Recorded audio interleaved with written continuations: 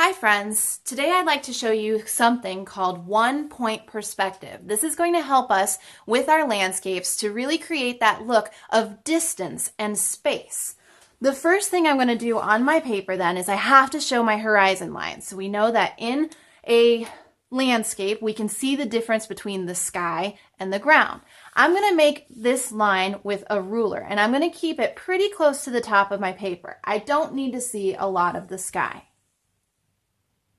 After I have my horizon line, I'm going to choose one spot, one point, as we would call it, to put on my landscape. From that point, I'm going to use a straight edge like my ruler here, and I'm going to have a diagonal line that starts to come down towards the bottom of my paper. And if we remember, that's called the foreground. So that we have a line going from the horizon all the way to the foreground. I also want to have one going the opposite way so that it appears to be kind of like a triangle on your paper. Now, I want you to use your imagination and think that this could be a road or some sort of pathway. If I wanted it to be a road, I might try and show right through the middle some of these painted lines. And as I make these painted lines, they have to get smaller and smaller, because as we get further and further away, all of the details are going to get just a little bit smaller. That's why this road happens to come to a point.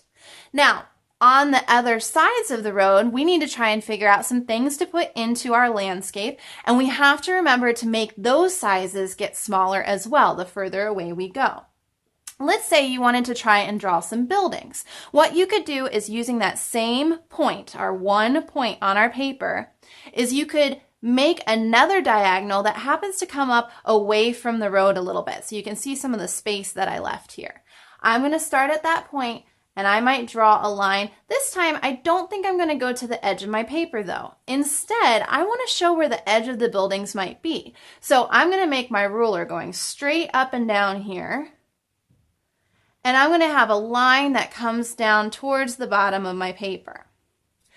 That's the front of my buildings here. I need to show where the top of them are. This is going to make my image look very three-dimensional. So I'm going to have another diagonal line here, also starting at the same one point. That's why we're calling it one-point perspective. I'm going to have that come out, and this time it does look like it's going to actually meet the edge of my paper. From there, I can draw a diagonal that connects the front part of my building to the back part of my building.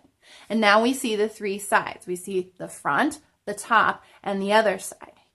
From there, you can start adding in things like doors. So maybe I have a door here. And everything's going to be kind of angled back towards that same point.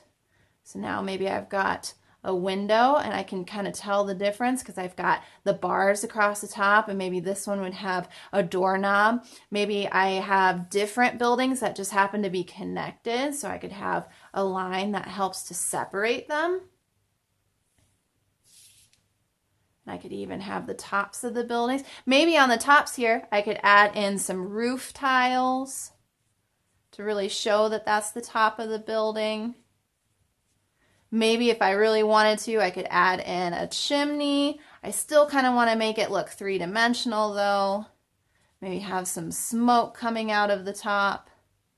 There are lots of different details you could add to these buildings. Maybe I want to have siding on my building, kind of like this is a house and it's got some plastic siding, even on the front here.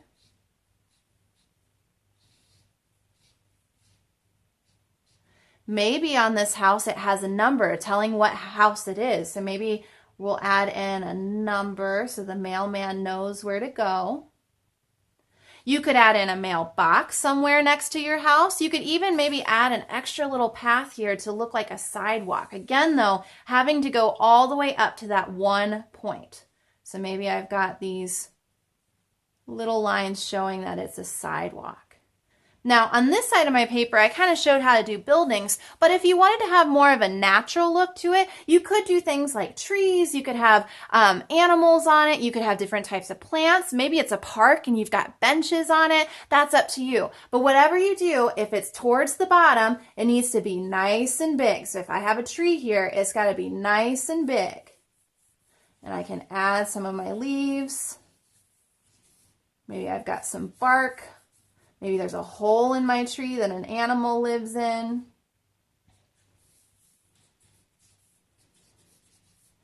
There are lots of branches. But then behind it, maybe I have to have an even smaller tree so I can see the distance and the difference between them. That one has a little hole in it too.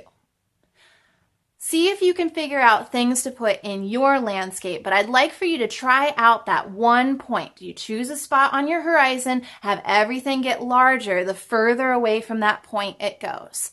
Have fun creating.